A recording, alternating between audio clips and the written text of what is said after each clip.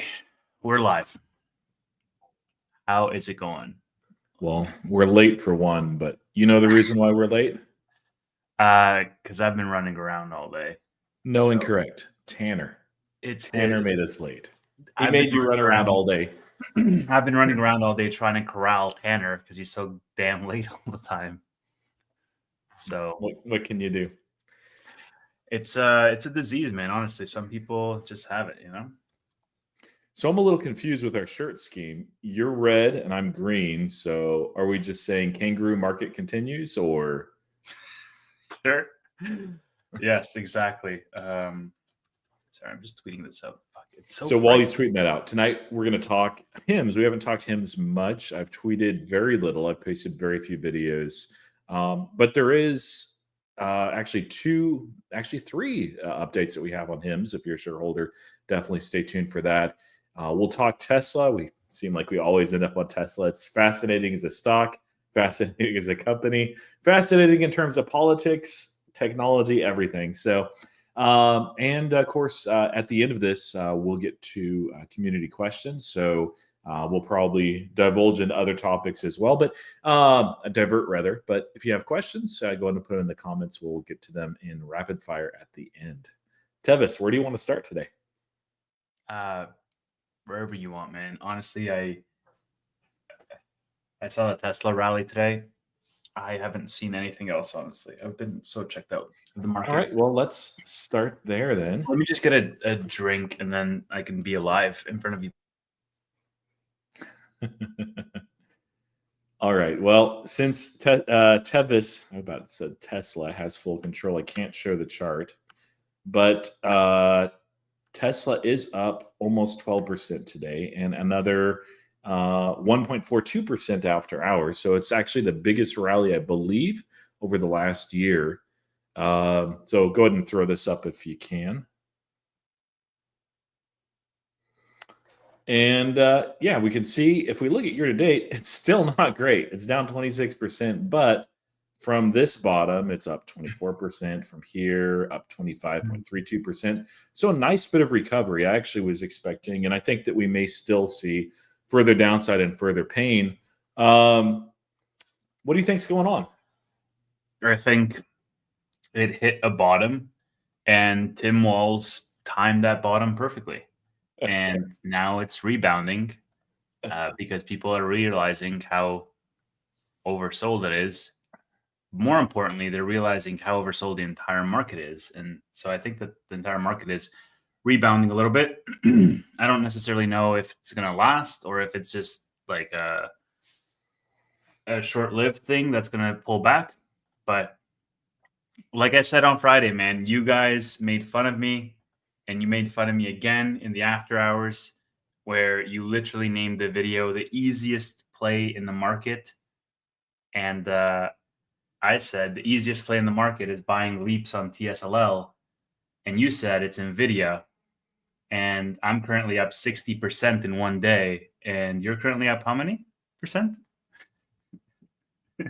Yeah. The difference is I'm probably going to be rolling out of my trade tomorrow for anywhere between 50 to 75-ish%, depending on where we open tomorrow. It's green in after hours right now. So my trade was 2 days, even though I had 2 years in the expiration. It's also TSLL. So it's like leverage on leverage. So it's basically 5x because Tesla went up 12% today and I went up like almost 60%. So I don't really want to keep those on for a long time. I'm happy with 60 or 70% gains in a couple of days. I'll happily sell those. Yeah, that's the thing is that's a super risky, high risk, high reward play. And if the market rewards you, you got to take that reward. You don't just say, oh, you know, it's going to keep going up forever because it will not. I mean, honestly, like if he had a bad red day and we could have easily done that, the whole market rebounded instead, he would be crushed. But for Tevis, you know, that's okay. This isn't like him betting the house or anything. It was a small percentage. And congratulations, by the way, on that. But That's the thing is with leaps, you can have you want to give yourself plenty of time. You don't want to put like farthest out strike.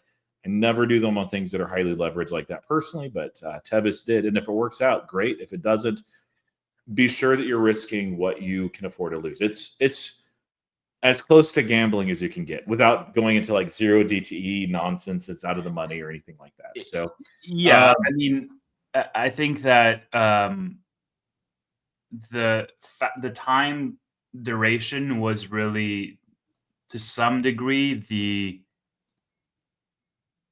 margin of safety that you. Sorry, my brain is going super freaking slow today, man. The reason I did 2-year leaps instead of 2 months out, even though if I did 2 months out, I would have been up like 200, 300% right now, is because you could have had a red day tomorrow. But I was seeing that it was rebounding, and I'm like, okay, cool. I didn't expect it to jump 12% today. I'm glad it did. But I think that we can go back to 300. I think that's what I said on Friday too. Like 300 is not, because Tanner asked me, like, what is your sell point? And I said, probably around 300, honestly. So we'll see what it does tomorrow. And if it's green again and it gets to 285, 287, whatever, cool, I'm out. Thanks for the trade. Yeah, it absolutely, especially like, if you have leaps, if they run up massively in one day, it's okay to take profits. Even though it's short, well, I don't know if it's short-term capital gains for you, but for me, it would be short-term capital gains, tax at higher percent. But if you go up 70% a day, it's like, okay, that's fine. I will pay the taxes gladly. Thank you very much, Mr. Market. Throw up the shared screen here. We'll look at a couple of these. Yeah, I mean, gladly or not, you're going to pay the taxes anyways because you kind of have to. And I would rather pay taxes on gains than just book losses to avoid taxes. Like it's a little bit. So it is what it is. It's a moot point, right? Yeah. So I like this one. We already alluded to it, but if you guys weren't following, Tim Walz had a rally or speech or something. He's a former vice presidential candidate of the Harris Walz campaign, and said that he keeps a tracker, an alert thing on his phone just for a little bit of extra joy or something like that throughout the day. And yeah, this is kind of funny. It still frustrates me, and it's not like fully like Tim Walz and Democrats. Like a lot of it's Musk himself, the reason why this stock is political, but it is like, that's honestly the way it is, but it's going up for other reasons too. Now there's a lot of negative. This is one that I had seen today, and ended up that, I didn't share it right. Let me stop screen, reshare the entire window. There we go. So there's a lot more vandalism headlines every week. There was one in Austin where they saw an incendiary device up there. Tesla cells in San Diego decline amid anti-Musk protests and vandalism. Tesla registrations fall 35% through February across San Diego County. Now, do you think that's a big deal, Tevis? One county? Nah, bro. It is, though. It doesn't sound like that if you're not from the United States, but this is, I think, the second most populous in California. And usually in just San Diego County itself, they have more Tesla registrations than almost every European nation. So, EU cells are one thing, but San Diego, like, there is absolutely some brand damage that's happening, and it goes into like some of the details and everything. Yeah, but like, let me also present a devil's advocate view here. And great, my computer. I think it's Gordon Johnson advocate, is it not? Yeah. Oh my God, the Garcia post follow-up is just. Let's talk about that. Actually, some of the folks that were following on this might not be aware of that. So, well, hold on. Let me throw this up first, because then I'll forget with my brain power today. But I do remember. Fuck, nothing's working, dude. Okay. Just a sec. Because Farzad posted about this around the Google search volume for Tesla. And okay, so I'll do the context for Garcia. He's on X. I enjoy him. He's a bit of a troll, though, and a memester. Hold on. He had posted on. I'll share Garcia. Let's just cover this real quick because I want to pair it with the San Diego thing, and then like we can dedicate more time to Garcia because I want to chat about that too.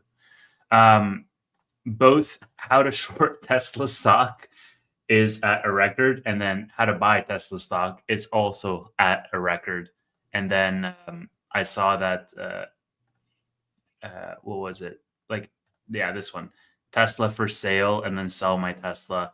Like, obviously, it's not going to be apples to apples because people like there's a secondary market for Teslas. But my point is that for every headline and decline of sales that they have in San Diego or wherever that was, there are people that are, digging their heels in and actually buying as a political statement as well. So I think we have to wait to see how this shakes out from a delivery numbers perspective. Do you want me to throw up the Garcia thing? No, let's talk delivery numbers. Okay. Sorry. So we'll circle back to Garcia because yes. Yeah. So, counterpoint, we're both bullish on Tesla, but it's good to look at both sides. I think that there is some sustained brand damage likely here. It's usually overblown. The market always does things. I don't know that we're out of the woods fully yet. We'll also talk after the Garcia post, the reason why Tesla rallied so hard. I think there's two reasons. One, you mentioned, it's oversold conditions, people being opportunistic in a bull market, buying the dip. There's one other big headline, and then that will pivot into HIMSS because it's related. But this is a aggregate of registrations in Europe. This was originally somewhere else, but was reposted by Sherwood Media. And so top selling fully electric vehicle brands in Europe over the last month. And Volkswagen beat out Tesla, which is not great. BMW and Mini also beat out Tesla. Of course, BWD also beat out Tesla as well, but this is just it should have. Like, where is it? Regardless, you might look at this and say, okay, well, maybe just consumers are coming under hard times, and it's just a tough time. Well, part of it too is a Model Y refresh, but the reality is electric vehicle sales, I believe, are up 20-something% in this time period across the EU. So it's not that people are going away from electric vehicles. It's very specifically they're going away from Tesla. Maybe some different reasons, but certainly part of it is related to Mr. Musk. Yeah, like I said, we're going to have to wait to see what the delivery numbers come out to be, and then we can sort of craft a more informed narrative around this being a positive or a negative net catalyst, right? I don't discount the brand damage at all. I just was sort of taking that as the base value. Like, obviously you're going to have brand damage, but now you're actually seeing, people on the other side make a political statement. So that's all I'm highlighting. Like, it's not as one-sided as all the media organizations would make it out to be. It's actually a two-sided thing where for every, or maybe not for every, but let's just assume for every customer they lose forever on the left, they're going to gain a customer forever on the right for the exact same reason. And it's not 1-to-1, but is it 1-to-2, or is it whatever that ratio is going to be? I think is going to be uncovered when we get the delivery numbers. Yeah, there was actually a poll. I won't be able to pull it up here. I don't remember who ran it, but it was closer to 1-to-2. There is definitely going to be more sales in among Republicans, following the president's lead and Sean Hannity and others as well. But the other factor too is like the used Tesla market has collapsed like even further. And I'm looking at like, man, I do want the new Model Y, but maybe we'll get another used one before we get a new one. And there's people that I know very well that are considering buying their first Tesla, not because of anything political. They're just like, it's an awesome vehicle. I've always wanted one. They're looking and salivating over that used car market. Usually it's kind of like an entry or a gateway drug. You get your first Tesla, even if it's used, like who cares? Then you're hooked at that point, and you want the nicer, newer Tesla when you're able to do that. Now, another thing related to Tesla that it was pretty fun is I ended up, my mom came in from out of town, so we were spending some time with her, and I drove her up a couple hours away. And on the drive up there, we stopped at Bucky's that had the supercharger, and she had never seen the supercharger before. Hell Like yeah, she'd bro. passed by, but not when we were actually in a Tesla. When we visited her, like we just used the trickle charger, and so she was very curious about that experience. Like she had heard all sorts of different things from different people that are not Tesla owners, and they're like how slow it is and inefficient. And so I actually had her, and she's 80 years old. She's a wonderful lady, not bad with tech at all. But I was like, okay, mom, how about you go ahead and handle this? So she gets out of the car. I'm like, okay, what do I do? I'm like, okay, push where it charges, pops out really easy. There's several ways to open it, but that's the easiest. And then pull down the charger thing and stick it in. And she's like, okay, now what? How do I pay? I'm like, that you're done. Like, what do you mean? It's on the phone. It's charging. Look, see, there's a percent. It tells you when it's going to get to whatever desired percent you have. It'll notify me on the phone. Let's go in and get a snack. And she's like, wait, really? That was it? That's easy. I'm like, yes, it's very easy. She's like, how long is it going to take? And it's like, I don't know, 15 minutes or something. So, that's all the time we needed. So she was very impressed. And then she had a lot of other questions on the Tesla, like, well, how does this work? And what about this? And she asked about the home charging experience. I should have showed her while she was here. I didn't. But I was like, yeah, literally, you open the garage and pull your car in. You get out, you plug it in. It takes 2 seconds.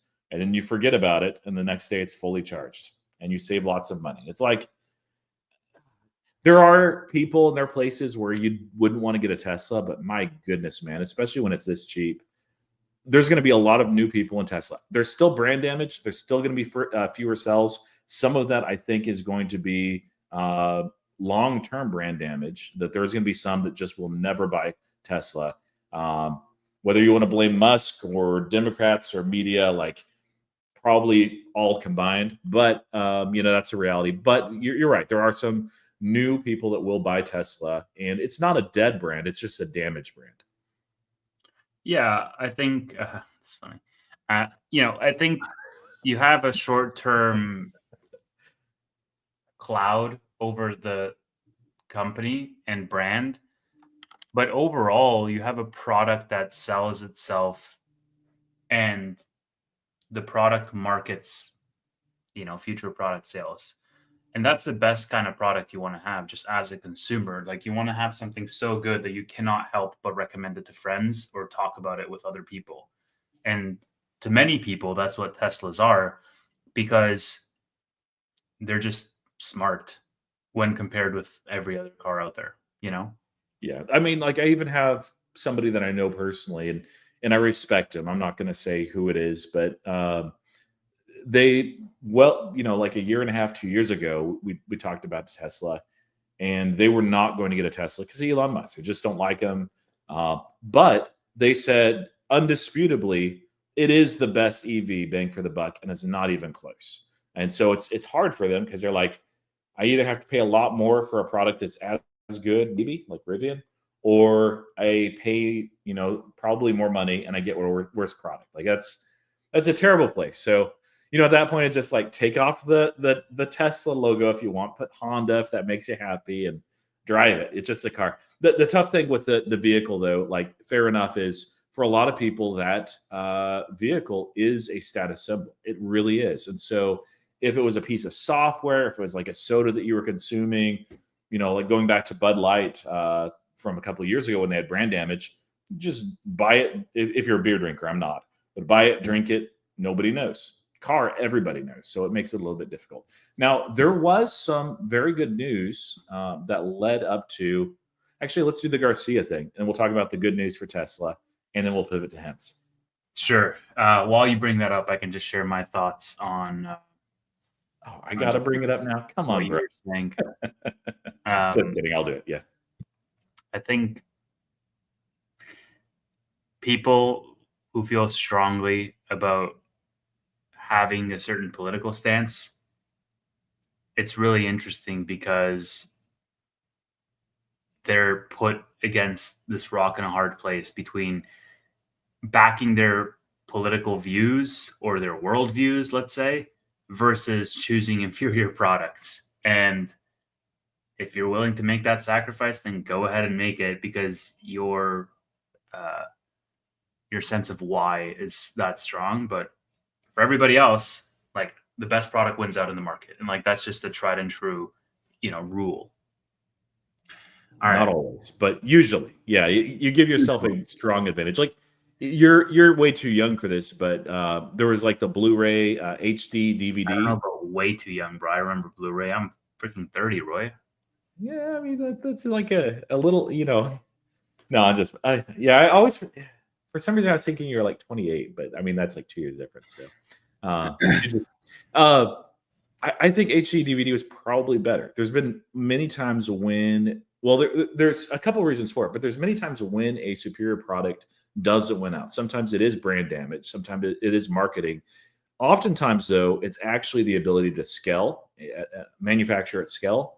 And that's one of those things where, going back to the Tesla all hands that, we talked about elsewhere, not on here last week, is Elon Musk talked about the Optimus bot. And he's like, hey, we have all these different advantages that nobody else does.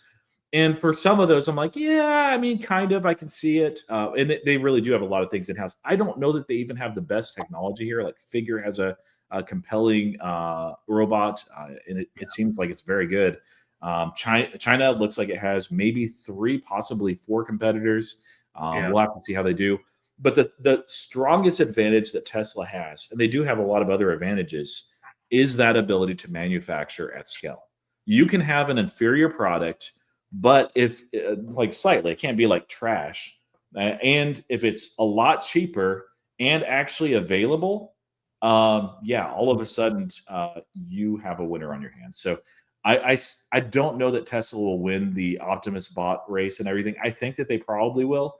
But I don't think that's priced in much in the stock. Anyway, like we said before, right? It's going to be a production. Like there's going to be a vector where production really matters, because if Figure has the best thing in the market by far from a product offering, and they produce only 1/10 or 1/100th of what Tesla can end up producing, and it's like, well, all right.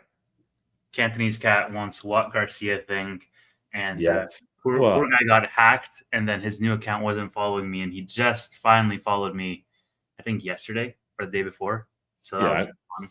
Cantonese cat is awesome, by the way. So be sure to follow him. We may have a collab in the future. So Ooh, that'd be look at fun. that. But You are doing big YouTube things, man. It's crazy. he's a great follow. Like if you're interested in TA at all, like he does some great things. He'll make up words like Ichimoku cloud, and no, just kidding. Yeah. That's actually Vlad's favorite indicator, and he uses it all the time. So Vlad Tinef, CEO of Robinhood. I guess I'm at the point where I just use his first name now. So my bad, guys. I mean, you guys test these now. So yeah, here's the Garcia thing. This is from a little bit ago, a few days ago. He is a troll, so just keep that in mind. But he said, ready to stick it to Elon and short Tesla. This is how you can make money from Tesla stock going down. Get a brokerage account, Robinhood, Webull, etc. Deposit as much as you can. Go to TSLA, buy put. So, should have been TSLL, right? Yeah. Buy put. Select June 20, 2025, $100 strike. Buy as many contracts as you can. They're 130 each. If Tesla's at like 250 now and keeps going down, you're making loads of money straight from Elon's pocket, where it hurts the most. Which honestly, I think he should have just tagged Tim Walz on Twitter on that and then have that gone viral, because I would have loved to see that. But yeah, dude, it's great. I've shared, I think, 5 or 6 separate posts that reference Garcia's original post, like in our group chat. It's just, it's so funny because half of the people know it's satire and the other half are like fuming because they take it so seriously, where they're like, look at how like the lengths that these crazy people will go to bring Elon down. And I'm like, dude, it's literally just Garcia. Like, if you don't know him, this might sound serious. It's not at all. yeah, and initially I was like, it's Garcia. I didn't even see that. And I was like, oh, it's actually Garcia. So, but I was thinking it was a troll thing anyway. But honestly, like we talked about this before, I would prefer to live in a world where, in the United States, we have First Amendment. Love the First Amendment. Protest your heart out, put up signs, say mean things. Great. Do that if you want to. Don't buy it. That's fantastic. Sell your car. Don't burn other people's property to the ground. You will go to jail a long time if you get caught, and you should get caught. And you should feel ashamed of yourself. And you're like, oh, it just hurts Elon Musk. Something like over close to 70% of Tesla owners are registered Democrats in the United States. So chances are you're actually torching a Democrat's vehicle. And even if it was a Republican's vehicle, somebody that loves Donald Trump, that has a tattoo of Donald Trump on their shoulder, it's still undeserved. It's still wrong. It's still sick. So I hope that people that are mad, that they do this. And hey, if they make money, great, good for them. Congratulations. If they don't, well, that's what happens in the stock market. But do that instead of actually torching people's vehicles. 1.3 million views, by the way. So pretty impressive. I'm about to sell a bag to Reddit. Yeah, I saw that. That was awesome. Freaking hilarious, dude. And then this other one was funny too, which I just shared with you guys. Honestly, we should just have a separate stream where we just share the stuff that we share in our group chat. It's like some crazy shit gets shared in there. Let me throw this up. I found this post hilarious from Babylon Bee. Like, they have some funny stuff, man. Elon Musk disguises IRS building as Tesla dealership so Democrats will burn it down. Did you see this? No, I haven't. That's awesome. And Elon's like, yeah, blah blah blah. They'll burn down any building that has a Tesla logo on it. It just, I don't know, man. It's just like fact and fiction, satire and reality is just so indistinguishable. We live in a reality TV show. I am convinced. I think Elon Musk said it this way, even in the all hands meeting, like that the most ironic or most humorous outcome is usually what happens. So I don't agree with that, but it sometimes does. So throw this up. This is one of those reasons why the Tesla stock rallied. I mean, like he would. That would be hilarious if he was. But Trump pledges auto pharma tariffs in near future, sowing more trade confusion. And specifically, then he commented and said, hey, basically a softer approach with tariffs seems like it's a possibility. He talked about, negotiation with the reciprocal tariffs. Basically, the market loved it. They're like, okay, so tariffs maybe not on April 2nd. We're going to go back and forth probably until April 2nd. There's going to be a lot of ups and down days. But that's one of the big reasons for the rally across the board for the market today. I don't think I saw a single ticker in my entire watch list or out of anything that I own that was down. I'm sure there's probably something out there. But, I do know one. SMCI was down. It's not on my watch list, though. But, no, this was a good thing for Tesla. Not so much because of the tariff specifically, but it seemed like, especially in Canada, but elsewhere we've seen that a lot of those reciprocal tariffs by people on the other side of this, in Canada, for instance, that those will highly target Tesla as well. So I think that's part of the reason for the rally. Now, the interesting thing to me, Tevis, if you want to talk more Tesla, we can, is this right here. Good segue.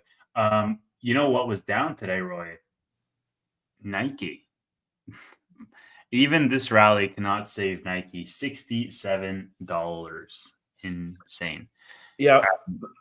I know at some point that stock will probably rally. I'm not in it. I've been keeping tabs on it, just out of a curiosity thing. The tough thing with Nike is it's a turnaround play, right? Like, you got Nike, you got Starbucks, you got PayPal. All three of those had really ineffective at best CEOs, maybe terrible in some cases.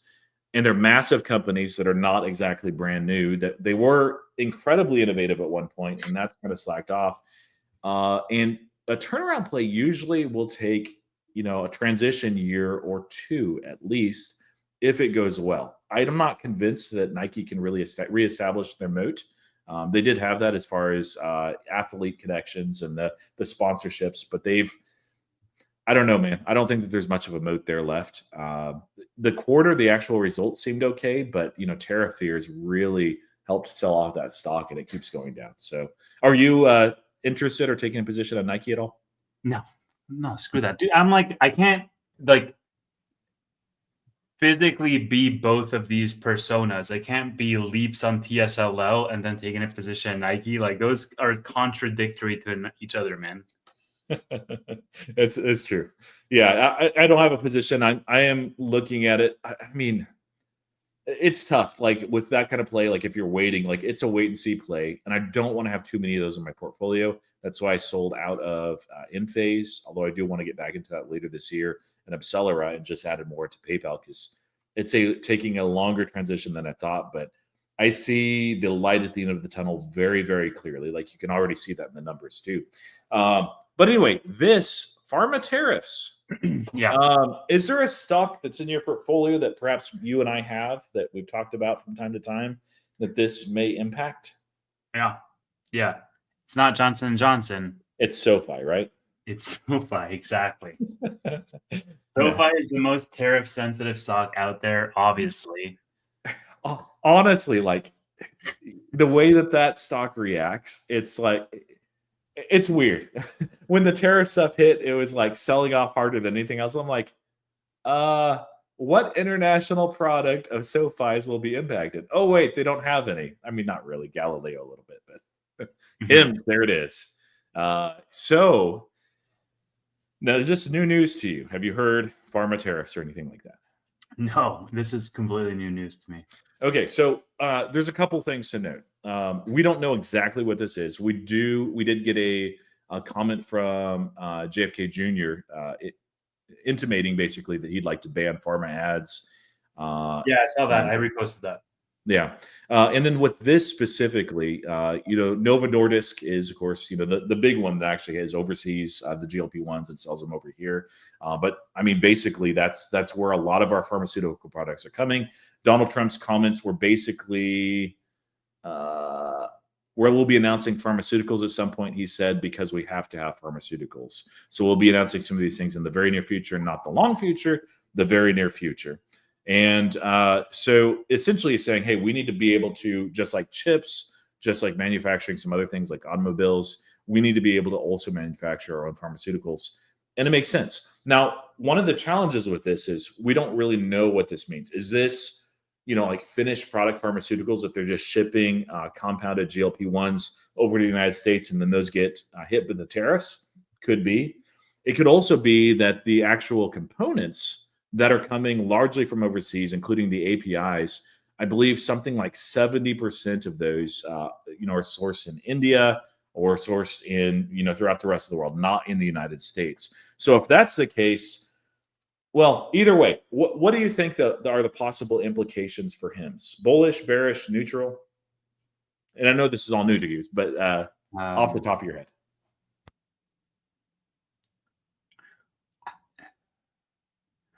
I would say neutral. And here's why. Again, completely new to me. So I haven't, like the 30 seconds that I was sort of half listening while you were explaining that was how much time I've had to process. HIMS is not going to be able to mass produce semaglutide after the end of May. They're going to have it on a case-by-case basis. So, like, of course, it would be negative. At face value, I think the easy answer is to say it's negative, and maybe it stops at that. But I think when you compare HIMS to their competitors who are disproportionately negatively impacted by this, like if you look at Eli Lilly and Novo Nordisk and all of these other companies, they're going to be hit much harder than HIMS is hit by this. Yes. And HIMS, as a result of the semaglutide decision, won't really be able to mass produce anymore. So that's why I'm saying neutral. I'm not going to go so far as to say it's positive, but it's also not like the end of the world. Like if I was Johnson & Johnson, like I understand why Johnson & Johnson was red today. You know what I'm saying? Like it's a little bit different for HIMS. So I actually think it's bullish. If it was, if they had somehow figured out a legal way to continue to mass produce GLP-1s, it would be at best neutral, maybe bearish. It's bullish in the sense that, their oral solution, let me take a step back. So these pharmaceuticals, it's not like weight loss pharmaceuticals. It's potentially all categories. So some of the categories that HIMS has certainly are sourced overseas, and depending on whether they hit the APIs and the components itself, that's not great for him. But the area that I see it really benefiting is with the GLP-1s that are going away as far as a meaningful source of revenue for Hims after May. And they have their oral product. They've really been pushing their oral product. I'm sure they're doing that for existing customers as well. In fact, I went on their website. Whoa. Are you guys seeing what I'm seeing? Do you guys see this? I don't know what happened with Roy. I'm guessing he lost power. What is going on? Hold on, let me go on X because he might have lost power. Did something happen to Texas? Is there any breaking news around Texas? What the heck is happening? Dude, I don't have the mental like wherewithal to handle the stream on my own. I need I need Roy here. Yeah, he dropped off. He fully dropped off, guys. Nah, Houston is fine. Maybe just his house. Tornado is very scary. Yeah, screenshot that, somebody said. Dude, this is the internet. This is logged forever. I hope you know this. Matt, jump on. I need to call an audible, baby. You're my substitute. Let's go. Sixth man. I will keep you guys posted on what Roy says if Roy joins back. We have sent out an invitation to Mr. Matt Money. Let's see if he saves our asses. And if not, then it's not the first time this has happened to me. Not even the first time by Roy, honestly. Yeah, let's see if Matt actually does come in clutch. Let June co-host. June, do you want to come on? Oh, man. What were we even talking about? We were talking about something. Oh, Hims, I think. Bro, I am so freaking tired from my actual day job. So we will give Roy a second to get back. Let's see if this was a electricity issue, which it looked like, because it looked like his lights were off, or maybe his computer just died. Yeah. Well, I mean, if anything, now you guys know for sure that this show is absolutely unscripted. If you guys didn't know already, you absolutely know for sure that this show is unscripted. Any news from Hims on the lab? Peptide insulin home test. Yeah, I would expect management to start talking about that more and more. Andrew said, their CEO said they want to be integrating these new acquisitions in this year. And so as we get closer with the liraglutide launch, then I would imagine they're going to talk about, the actual integrations of these tuck-in acquisitions. Oh my gosh, look at this. When it rains, it pours, guys. We got Matt Money here, and we have Roy, who is back, who's just connecting his mic and his camera. Matt Money, what is up, baby? Good, sir. How's it going? I like your hat, and Thank you. And I like your face. This is for the people that think I'm a Palantir bear. People think you're a Palantir bear. What? When did this happen? Matt's been very I quote. Matt's been very bearish on Palantir over the past 6 months. End quote. Which I think is pretty funny because it's my largest position. Tevis, do you own Rocket Lab? No, sir, I do not. I have made this mistake in the past by not listening to my dear old friend, Matt Money. You can't own every stock. I can't own every stock. He told me to buy it in the low single digits, and I did not. I want to meet the guy that we had lunch with that one day. Remember, the random guy who's like, "Give us a stock pick." He was into real estate though, so I'm sure he's doing fine. Imagine if he actually went home and put $100,000 in. He didn't. He didn't, but imagine. He was from Texas though, wasn't he? I don't know. I don't remember. I think so. Maybe Dallas. I think we met. So give them the full story. We met this random guy in Mexico. and he was just like a real estate guy there with his girlfriend or wife or whatever. And we were just talking about stocks. And he's like, I can't remember how the conversation even got started, but basically he was asking us for stock tips. And this was February of 2024. And I told him to buy SoFi, and SoFi I think was like what, $6, $7 at that time. And Matt told him, did you tell him Palantir or Rocket Lab? One of those two. Rocket Lab. Matt told him to buy Rocket Lab, and Rocket Lab I think was at $4.50, like $4.50. And so this random stranger, he got SoFi at $7 and Rocket Lab at $4.50 in February 2024. And he probably didn't buy either of those. He probably forgot the moment we left that lunch. But yeah, it was a good time. It was a fun time. I've had a couple people where they buy $1,000 and then they completely forget about it, and then they see me in the hallway at the office, and they're like, I wonder how that garbage stock that you told me. And they're like, oh, I had one guy, I was like, oh shit. He was like, it's up 8x, and I was like, good. And he actually put like a few $1,000s in it, so he ended up being pretty pleased. Because I think I told you this off camera, but like, I don't know if I've mentioned this on camera actually. I had somebody that I used to date message me when SoFi was $18 because I told her to buy at like $6 or something, and she's like, hey, SoFi's doing good, hope you're doing well. And I'm like, what the fuck? So yeah, that's gonna happen. But then again, I've had other people who have told them to buy SoFi at 18 and it's at 11. I'm like, oh fuck, I hope they don't text me. So it is what it is, man. I still have I've trimmed some of my SoFi and I moved it to Nubank, but I still have about half the position. So yeah, half the position. What do you think of my TSLL leaps that I entered on Friday? Do you like that? Do you like that play?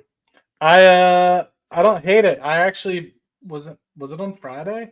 I actually bought and I sold like a dumbass this morning, but I actually bought 315 May calls on Tesla.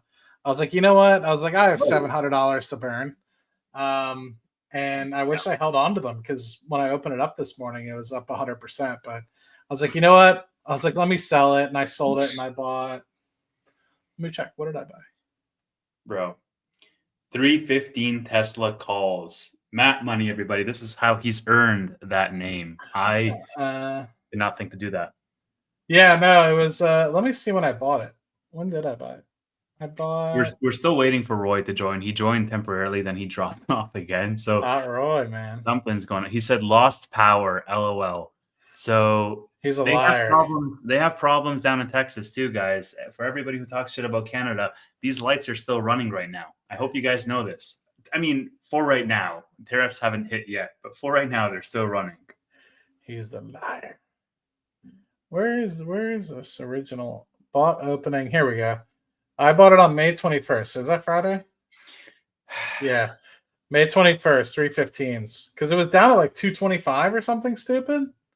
And I was like, knowing me and knowing my relationship with Tesla, as soon as I buy something, it's not going to go the right way. And so I bought it, 685 for the contract, 315 May 16th calls. And of course, this morning it gapped up, which I took that as a sign to sell, and I bought 4 more leaps in Nubank.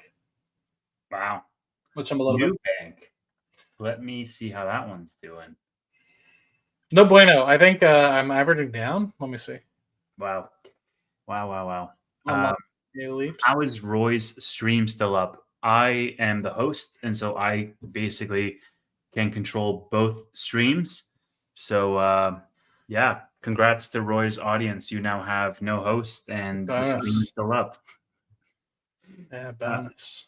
Where's Roy? Roy has no power right now, so he's figuring it out. I told him to just connect on the Tesla so he can still join. That would be an advertisement for sure.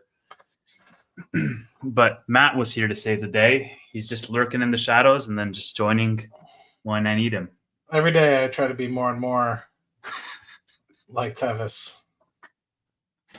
Oh my God. Good looks, and I'm so tired, dude. Yeah, it's hard going into the office. You forgot what that's like. Yeah. Run constant ads on Roy's screen. Everybody ads. can just join the other stream, the fun stream. Do I know Broadcom? I do know Broadcom. Broadcom's a good one. All right. I, funny enough, have Broadcom up right now. Let me show you this beautiful pattern, like beautiful technical pattern that I drew like months ago, and it's perfectly just back tested it. It's like amazing. Yeah, Broadcom is like, I drew this here because I was like, oh, it's going to break out because it has earnings. And then I did that little play where I sold cash secured puts like in the money and made some money off of earnings. And then I didn't touch it again. And then if you remember, Sagging, when you were like, Broadcom earnings is coming up, I was like, it's going to fill the gap. And it did. It ended up filling that gap. And yeah, Broadcom, cool technical pattern. It's been a while since I've looked at the financials, but if it was doing anything like it has been, it's still growing like a monster. So, yeah. But I haven't looked at it about 6 months. So, when somebody's asking if I like PayPal, I'm not buying into it. I see why people would. I just, until I've had scams like 10, 20, not 10, 20 years ago, 10, 15 years ago in PayPal. And there you go. Hey, good looks. Roy. Hey, guys. Dark mode Roy from the Tesla, baby. This is the best. Yeah, can you hear me? Yeah, you're good. All right. Yeah, the lights literally just came on. I was like, okay, fine. I'll connect with my phone, get in the Tesla. Dude, like Centerpoint, I don't know if you have Centerpoint, Matt, but they're just garbage. So the power goes off for no reason. So it's frustrating. I don't remember who I have. Interesting. Yeah, well, I'm sure it's Centerpoint because you're in Houston too. So they own and operate everything. Publicly traded too. If I've been tempted to short them just because I load them. So what are we talking about? More hymns? Tesla, Rocket Lab, Palantir? We're talking about how Tevis is going to get full port into PayPal. And what? Yes. You heard it here first. Dude, I cannot. Freaking Roy, man. Hot Roy. He might be connecting to his Wi-Fi or something. Roy, you're lagging out, bro. Can you not? Oh. No, we can now. Wait. I think it's let me try to connect to the power again. Hot Roy. Yeah, I can't go buy leaps on PayPal because I'll eventually lose all my money because the thing doesn't freaking move. I heard it here first. I can buy leaps on TSLL because that'll move for you. It moved 60% today. It'll at least move up or down. Up or down. Yeah, it's exciting either way. But PayPal doesn't move. Sorry, can't do it. If they buy back enough shares, maybe it'll move in the right direction. Yeah, I mean, like if I'm buying leaps on PayPal at like $40, then sure, I'll do that. Yeah, I think shares are the play, right? Long term, like it's what direction they're. I think like it could be opportunity, but with the innovation that they have, with where they're actually growing, which is their bottom line, very specific and targeted with what they laid out in Investor Day, plus buying back. Let's see if they're 70. It's around 70 billion. Around 29% of their float in the next years. I mean, it's pretty simple, but like leaps are still dangerous just because, like what you said, Tev, is that there is a chance that PayPal flat pal and might go from like 70 to 90 in 2 years, which is awesome ish because we know I know what's happening the years after. It's not awesome if you own leaps instead of shares. Yeah, it's I don't think it's a bad opportunity here. I think I do agree with what Steve was talking about the other day, though. I don't know if it was on Palantir Wkly or something else, but I agree that maybe PayPal should be considering a balanced approach to buybacks as well as dividends. And I don't necessarily think that that's a bad play because people like both, and you could potentially attract a new investor. But I think if you announce dividends, then people might also say the end is near. and it's no longer a growth company. Let's just validified it as a value stock. I think you have to announce dividends from a position of strength, not from a position of weakness, for actually much market reaction. Otherwise, people will be like, well, I guess the story's over. It's really not a growth company anymore. Versus like if you do something like Meta, Meta was dead and dying and all passe and nobody wanted it. It's a very different company. I'm not saying PayPal is Meta. And then after Meta like just continued to print money, and of course the stock went up a lot, and people are like, Meta's the next best thing. It's awesome. Then they announced a dividend, and of course that added extra momentum. And so in Investor Day, they talked about having this nearly $20 billion rather. Oh, lost power again. Yay. Buyback. And they said that long term, through this period, they're looking to use at least 80% of their free cash flow towards buybacks, which means that this is basically 3 years worth of buybacks. And beyond that, like and sub, follow me so I can pay my power bill. Apparently, I don't know. So Roy can afford electricity, guys. Yeah, exactly. Family, he needs electricity. I don't know what's going on. It's a little bit windy out there, but they did announce that they were looking for other ways to return shareholder value beyond the authorized buyback amount. And that is basically code for dividend. That doesn't mean dividend this year, probably not dividend next year, but it could be like that. It could start with something small and work its way up. But I think that they're really going to wait until they have a position of strength, both from not just from share price, like stock goes up to 120, 130, great. We're in fair value range again. But I think that they actually have to show that as a company as well. So and it's going to take a few quarters. They have 2 more quarters where they're executing this Braintree strategy where they're basically shifting volume for actual margins. So the bottom line is actually helped. If that's to me, thanks. If it's to somebody else, thank you anyway. But he gave it to me by accident, I think. So that's hilarious. Yeah. But no, I think it's a good opportunity, but it could be an opportunity cost. I don't think you can even say it's a. You guys are hilarious. Why? I'm confused on how many times I'm supposed to blink. I guess I won't blink. I'll just keep my eyes open. Yeah, Morse code, Roy. Let's go. So on HIMS, I think I didn't finish my thought before it shut down. Did you? So like the biggest thing is most of the components that seem like that they go into the oral solution would be sourced in the United States. HIMS owns their own compounding and pharmaceutical facilities. And so there's 2 things happening with HIMS related to GLP-1 beyond just them ending the shortage list. One factor is like, hey, if tariffs go up, it hits the GLP-1 products and makes them a lot more expensive. They're already ridiculously expensive.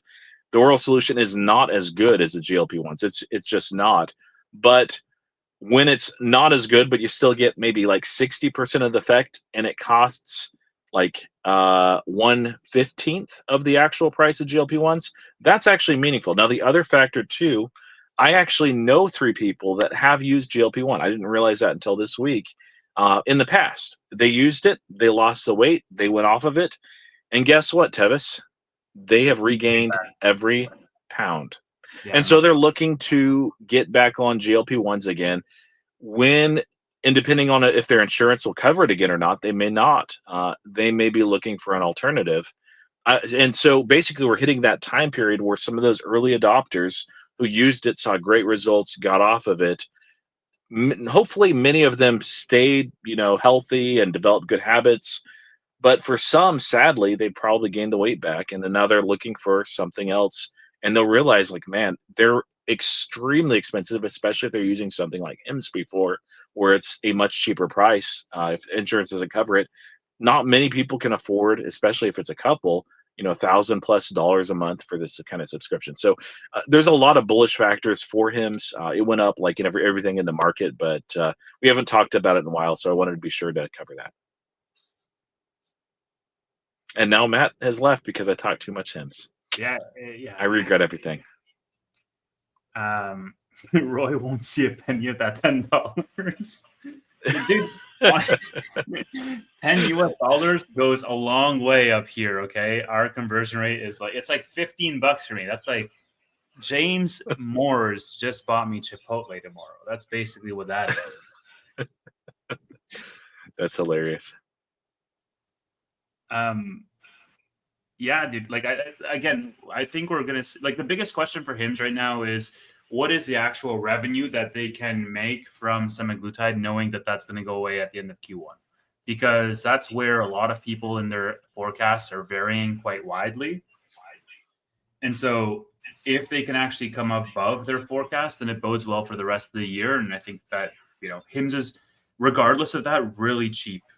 So I got shares assigned last week at $38 or at $38, which sounds like a lot, but I also got paid like almost $4 of premium on that. So I'm perfectly happy with that. And Roy's gone again. Oh, what is this dream? Matt, help me. Am I not good enough for you, or I'll leave? I can leave too. Oh my gosh. Stop. You were really struggling when you're by yourself. I don't like this, man. YouTube was the wrong profession for me. I don't do well. All by myself. Yeah, what flavor we got? Cosmic? Peach. I can't afford Peach it. vibe. It's actually my last one in the fridge. So our last one. Roy's stream quality was a weird way to find out he has a 2004 Dodge Neon. Bro, he has a Tesla. This guy Roy's affords rich. the luxuries of life. Yeah, I mean, there it is, Tesla. There you go. So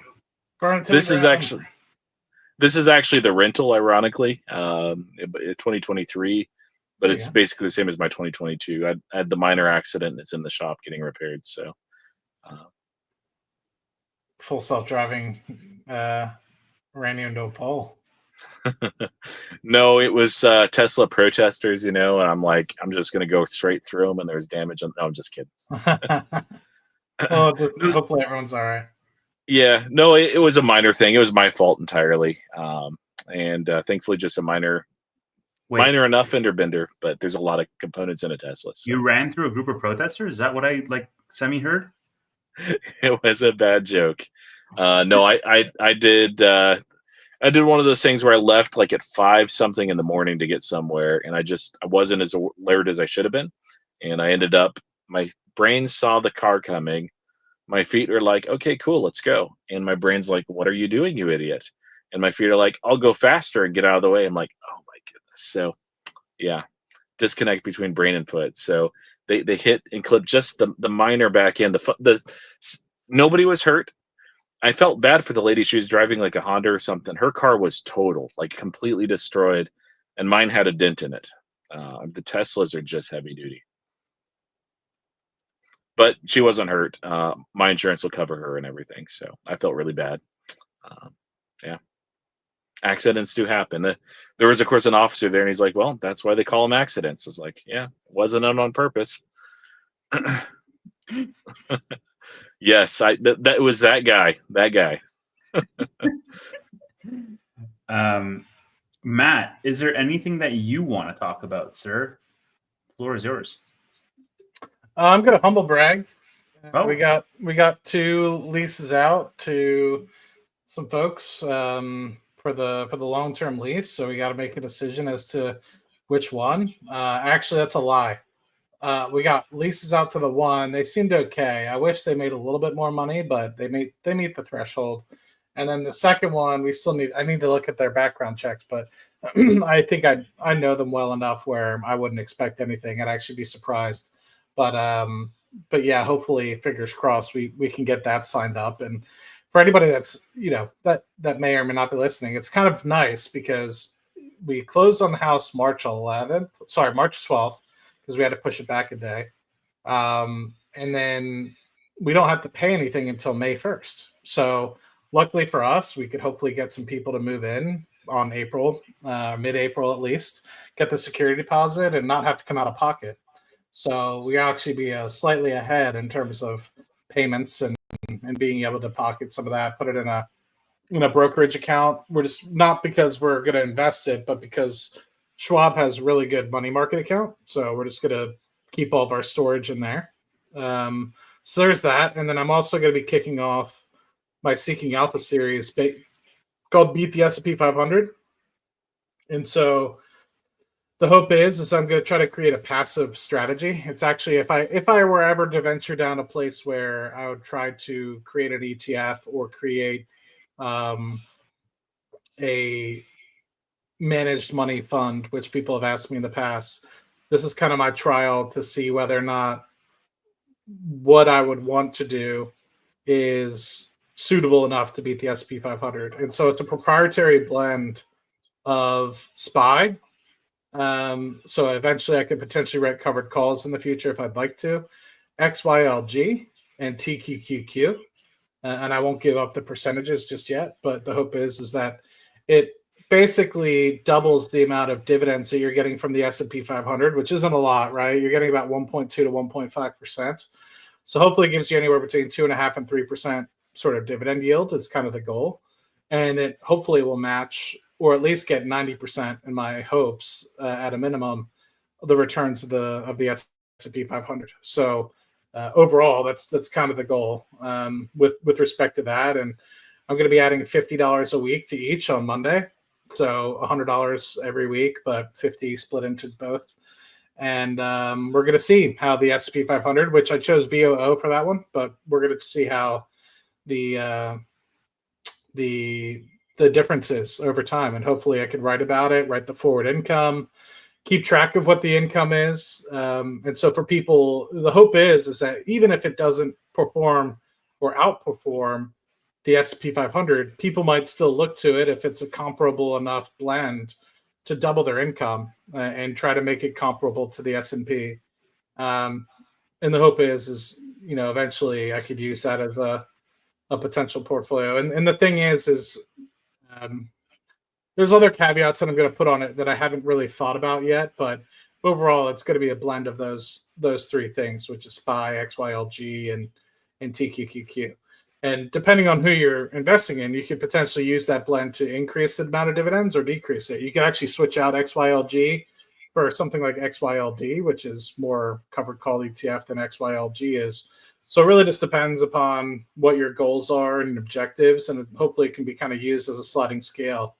But I'll be writing that article series hopefully weekly, if not bi-weekly, on Seeking Alpha. So if anybody's curious, you can catch that. So how can they subscribe? SeekingAlpha.com. Yeah, it's just follow me on there. I'll post a link. I don't even know if I have moderator status. I forget. You do. Let me see. So yeah, let me post the link here. And then also, Matt, what leaps on new did you buy exactly? I think 15s is what you bought. I bought the 12s actually. So I started buying the 12s at 390, 395 or something like that. And I've gotten them down to, and every time I get a little bit of money, I'll, like, if I sell or trim something, I'll be adding to it because I think it's a good opportunity. And eventually, once it runs a little bit in my favor, I might sell a call in like the 20 or 25 range. It really just depends. Where the hell is N? I don't even know. Poor man's covered calls. Got 11. Those are 15s for this Friday, right? You're just being totally degenerate. Yes. No, they're the $12 January 2027. And my average now is $3.73. So I'm down about 22% on these. Mm-hmm. But I added 4 today. I was at 65. Now with that Tesla call that I used on Friday and flipped this morning, I bought another 4. So now I'm at 69. There was no particular reason to choose 69, so don't think anything into that. But the current stopping period is 69. Hey, I'll be here. I'm gonna turn off my camera and mic real quick. Power's been on for long enough. I'm gonna try my computer again, and then we can do the rapid fire. Cool. All right, great. That sounds good. So I will hold off on the rapid fire questions. And if you people watching have questions for myself, dear Matthew, or Roy, feel free to ask them right now, and I will bookmark them. And then when Roy's back, we can tackle some questions. And we'll do that for a little bit. And then I have to go. Well, I actually think Roy has to go on the Robinhood Weekly show that he does on Mondays without me. Yeah, Matt, He thinks he's better than us. we need a show. We need a show together, Matt. We do. It's got to happen, dude. It's called Make Tevis by Rocket Lab, or Yeah. Believe it or not, for Rocket Lab, Martin Shkreli put it on his Bag 7, as he called it. It was with that and some quantum computing names. So keep Is that bullish or bearish? bearish to a bag, like you're holding a bag.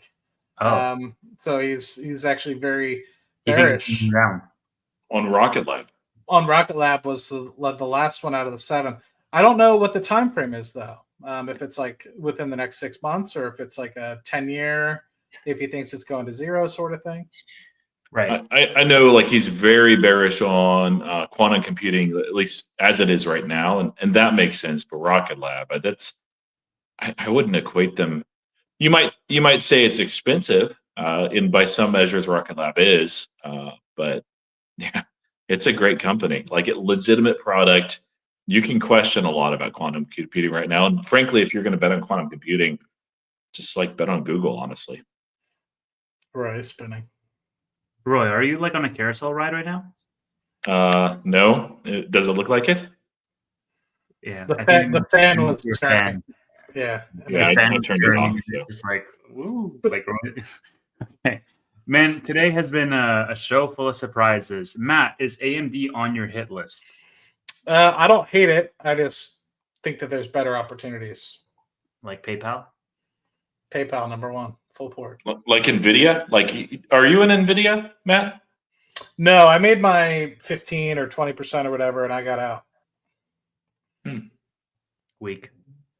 Yeah, we can't.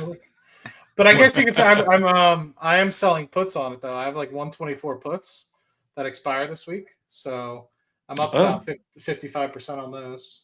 Yeah, so in the money puts. Are they still? Well, I mean, originally when you sold them, they were in the money, I'm assuming. They were. Yes, they were. So I guess that's technically. Yeah. What is the better opportunity for you, Matt, that you would be buying over something like AMD, for example? Like, just give some people a point of comparison. It's Google, I'm assuming. For like what time frame? I don't know what they mean. They have a small wallet, so I'm assuming long time frame. Small wallet? That's their user. I have been accumulating over the past few weeks. Rocket Lab, I've been accumulating new leaps, the $12 2027s, and then Google as well. I expanded my position by about 15%. And to give some context, Rocket Lab and Google are both in my top 5. So I actually have to admit something, that SoFi has dropped out of my top 5. And I've actually got a small company called NEXT that has crept up with the recent bump up today. That actually has entered the top 5. So, wow, big moves. I would love to hear the thesis around that at some other point. Current thoughts on Celsius? Sorry, Roy, you were going to say something about that? Or No, I was going to ask, is that mostly due to price action, or did you actually sell some SoFi? I did sell some SoFi actually as well. I put a lot of it into new. That was like kind of my new position.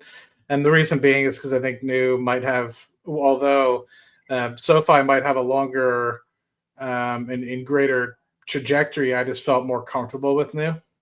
I don't know why. Right. I like Matt, the international. Thank you for joining the call. I will see you never again because we're no longer friends. No, I get it, though. I get it. Like, it's tough because there's a lot of opportunities all at the same time. And I mean, like, honestly, probably if everything else had stayed the same and SoFi dropped, you'd probably own more SoFi. But the reality is, when things sell off all in a hurry and there's quality companies that you've wanted to be in for a while, and you have limited funds, because, I mean, we're not all Elon Musk here. We're not all Tevis here. You got to make some hard choices. Well, yeah, that's a good point. So I had sold my SoFi, I think when it was in like the 16, 17 range. So when it had already kind of come up and it was over 100% return for me, And my thought process was I think I initially, and Tevis could probably correct me, I think he convinced me the day we were just drinking under the cabanas to drop like 18 grand or whatever in SoFi. You sold your Pepsi to buy SoFi. I remember that vividly. That's what it was. That was a good plan. And Pepsi's retraced significantly. It was like 185 or so when I sold it, and now it's down to 140 something, which actually reminds me I wanted to potentially sell some puts. You're welcome, Kevin. Next Mexico trip is on me because I'm a good friend. Just saying. I can't afford it. I'm broke. I'm just dude. But what was I going to say? That was pretty much it. Yeah, we lost. We're not interesting enough for Roy. He's probably on his computer now. There he is. There he is. Good luck. Yes. Finally. Yeah. So you sold your Pepsi, which is retraced. You bought SoFi, which basically over doubled for you. Not a bad trade, all things considered. I wish I could have done the same with Rocket Lab. Too bad I didn't. Thoughts on Celsius? Go ahead, Ray. There's no moat there. At some point, like it may be a worthwhile trade, not a long-term hold at all. Is it a trade though, Roy? Like I know your stance on Celsius being like commodity or commoditized. Like I understand that perspective, but let's say as a trade with where it's currently at right now, what is it at right now? Like mid-20s, low 30s? No, low 30s now, yeah. Low 30s? Yeah. Like, buying out Alani Nu was smart. I mean, they've made a lot of money. That is they have a lot of competition, but that was probably the nearest peer. Like here, at least in the HEBs and the Krogers, it's like right there in the health food aisle for some reason, right next to Celsius, which makes no sense, but whatever. And a lot of people that enjoy Celsius are like, oh man, you should try Alani Nu. So I think it's a smart acquisition. I think that'll help them over time, but there is so much competition here, and there's not as much brand loyalty as you would think. I think it's one that will be okay. And like if you're into like Matt Money, like owning Pepsi and holding that, then yeah, maybe Celsius will be a good thing. But like there are frankly a lot of better plays in the market, especially right now. I don't even think it's that great of a swing trade. I think I personally more believe that it depends on what your time horizon is. I think that it should be worth in the 40s at a minimum. I think that Alani will be good for them. I believe that it was a really good opportunity, and that's why I think there was initial pop on the news in the mid 30s. And but I did sell on that news, right? So when that did happen, I think the day after it opened, which was nice because it did retrace back into the $25 range again. And I wish I had loaded up again, but unfortunately I did not. But I honestly think that it's not too bad of an opportunity to buy here. And I think that Alani at least is still kind of hitting its stride. I think that it differs itself from the main brands that are out there as a woman brand, which I think is smart. They generally have a lot more loyalty to brands for an extended period of time until something else kind of comes along. So I think you're going to capture a larger market share than people are kind of giving it to. But I think when you get above $12 to $14 billion, like you stated, it's not a massive moat, right? Right now, I think you're going to be riding the growth of Alani for the next couple of years. And unless Celsius itself figures out its distribution problems with Pepsi, which, to be fair, with Alani being bought and kind of getting merged in the first half of this year, there could be additional Pepsi distribution challenges that could cause headwinds, but I haven't heard anything of that as of yet. But to me, I think that it's worth in the mid 40s, but it really just depends on what you're going after and how much time. But I agree that, there's, in my opinion, better opportunities, which is why I sold. I took my money and ran. I thought it was easy at $25. So I started to kind of dollar cost average from 35 downwards. And once I got that pop, I took my money off the table, made a quick like 20 or 30%. It wasn't like anything mind blowing. But yeah. Cool. Thoughts on Saratoga water? This like TikTok thing. It's so silly. Top 3 highest conviction buys now at the current price. I'm actually curious to hear your guys' answer at these prices as of today. What are the top 3 highest conviction buys right now and in order, please. I'm guessing these are long-term buys rather than, like just quick trades. At least that's how I'll answer Yeah, it. sure. So, Let's say long-term buys. yeah, Robinhood, PayPal, and Nvidia.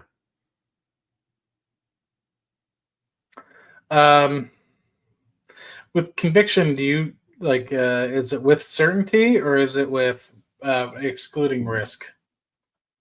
Oh, I think what you see is like the best risk reward. So, it may have obscene, like Hims has much better reward, much better, but there's a lot more risk there. So Yeah. that's why it's not in my top 3. Well, I mean, Whereas PayPal, like I think over the next 5 years, it'll hit new all-time highs.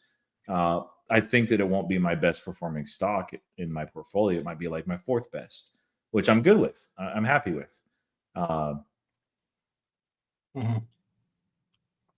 yeah, I sort of interpreted that a little bit differently to say that like the price right now bakes in the risk at that valuation. But yeah, I guess however you perceive it. Yeah, I see Google as a $215 stock by the end of the year, so I think that one's very low risk, medium reward, in my opinion.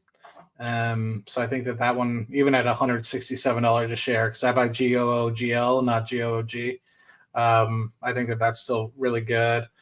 I think NEXT, the longer I hold it, the more excitement I kind of have around it. There's been a lot of news that's been released around it lately from both a positive standpoint, as well as the long-term, like short-term positives, as well as long-term positives. So NEXT will be really good going forward. I don't want to dive deep into that, but it's probably one that's off the radar for most people. And then the last one probably would still remain to be Rocket Lab. I just find it very difficult for other space companies, even though the space is heating up again with Firefly launching on Wednesday and having landed on the moon, etc. They're barely over a $10 billion market cap. So to be able to do what they've accomplished and put together the conglomerate of a business and space systems that they've done, and as well as be so far ahead on a medium launch compared to some of the other competitors, I think by the beginning of 2027, it will be evident that Rocket Lab is a clear number 2. And I would anticipate that Firefly, Terran, Stoke, while they are bringing some sort of competition, are not necessarily near as of yet. And the capital efficiency of Rocket Lab is much, much better than that of Blue Origin. Yep. Yeah, I would say like at these prices that we find ourselves in, I would be really remiss if I didn't include either SoFi or Hims, simply because those are the ones that I just know the most about, and as a result, I'm the most excited in. I also think like I don't agree that Hims has that much risk associated to it. Like it does, obviously not the same as PayPal, like incredibly different scales, but I don't think it has as much risk as people make it out to be. Like it's not like a bubble or super inflated. It's $8 billion in terms of the market cap. And with what they're doing, I think they're pretty okay priced. I wouldn't say they're like cheap necessarily, but they're not overvalued. And then I would say for the last one, probably Amazon or Nvidia. Like I think if you want low risk plays for a long term, I think you'd be well suited with either of those. Yeah, just to retrace as far as risk, I'm not saying Hims is like insanely risky or something like that. It's just relative to PayPal, which has like almost no risk long term. Like the risk is opportunity cost. Nvidia, Yeah. there's like 2 weird bear theses. Like that one involves World War III, and the other one involves like everybody saying, "Oh, no more AI." It's like, come on. And then as far as Robinhood, like the risk is crypto winter hitting, but with what they're launching everywhere, how they're executing, like over the long term, they're cyclical, yes, but man, there's very little risk with the company right here. Yeah, I think compared to PayPal, like 80% of the market is risky. Like that's how de-risked PayPal is right now. With that said, do I own Nvidia? No, I had it for a period of time, and then I got my shares called away, and I I thought about buying back around earnings time, but I just bought the dip on a whole bunch of stuff that fell, and I don't really regret it because it's now bounced back quite a bit. So I don't own Nvidia right now. I'm definitely not against owning it again. I would love to do that if I can find the money. Matt, do you think we're done with the crazy swings on VG? I don't know. I'm not a fortune teller, but what I will say is something that I have on a biweekly buy basis. So every time I get paid on the 15th and the last of every month, I continue to buy more. I think it's a good opportunity here. It's not potentially going to be as large of an opportunity in terms of growth as, say, NEXT, if you're looking for something specifically in the energy play, LNG space. But they're already producing a crap ton of EBITDA, and they will continue to produce a lot. I think what's scaring people is the debt, but in reality, once you get the EBITDA run rate up, their debt to EBITDA will only be about 2x, 2.5x. And then with that, you're also paying into the third facility. And I think the third facility will start up way faster than folks think, and should be expecting FID here within the next few months. And once that happens, you can expect not only the production from the facilities to basically go up by 80%, but the EBITDA to also go up by 80%. So within the next 2 years, this is a company that's going to be making $8 to $20 billion in EBITDA per annum, and the debt is currently $20 billion. So if they really want to, they could pay it off very quickly. But I think with return on equity of 40%, as they've demonstrated, which is very good, I think they have the opportunity to initiate higher dividends. They already pay a dividend, and then they have the opportunity to increase share buybacks and reduce debt very substantially, while they sustainably continue to invest back into the business with the remaining free cash flow. So very excited to see where this company leans. It will currently, the company itself, for those people that are unfamiliar, is going to be in competition with not the United States in terms of total export capacity, but the entire country of Qatar, which is the second largest LNG exporter within the world. So within short order, this company will be exporting 80 MTPA, metric tons per annum, of gas. And then eventually in the long term, we'll be exporting about 140, if not more, maybe closer to 160 MTPA, which will be more than the whole country of Qatar, which Qatar's main export is natural gas. So it will be it'll be over $100 billion company, in my opinion. And you can pick it up today for 28 billion if you just wait along. That is really interesting. I have to look into that. Okay, I know Roy has to go in about 6 minutes, so we'll just spend like literally 30 seconds to a minute each. Matt, when will Roy and Tevis buy Rocket Lab? That's really up to them, man. I mean, as they noted, they have their eyes and specialties and views on a lot of different things, and you know, I don't hold them accountable to buying that, but you know, maybe they'll dabble one of these days if there's a large pullback, or they potentially see it go profitable and feel like some of the risk has dissipated. Yeah, I hate making money. I love working. Does Matt have any belief in Archer Aviation, or is excited about the recent partnership with Palantir? The partnership I'm excited about because it will be something that Palantir needs to know going into the next couple decades. Yeah. Archer Aviation, I just don't know enough about the company to make a prediction. So follow-up question. If you were to bet on, if you had to bet on an eVTOL, would it be Archer that you bet on? Let me see what it's trading at right now. Or Joby? Yeah, got to see what it's trading at. I don't know. I ought to see. Sorry, for some reason I got something on my screen. Dude, honestly, just say Archer. Honestly, like, yeah, I'm not big on eVTOLs. I don't believe in them. But if I did, Archer would be what I'd pick. Hey, good old Joby is only down 16% year to date. That's not that bad. It's not that bad. What? Okay, probably the most important question of all. When is the international bootleg retreat, boys? This is important stuff right here.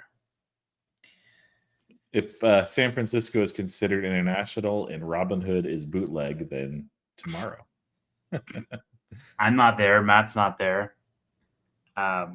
So I think what small wallet means is when Mexico or Belize or somewhere warm with beaches.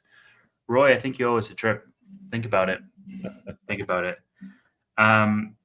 Tevis, plans for another Hymns Weekly in the near future? Honestly, man, I wish I could, but I can't because Manuel is in Europe time zone, and I have like real job obligations now to the point where like Roy messaged me as to where the link was, and I was like, dude, I'm gonna get home 15 minutes before we go live.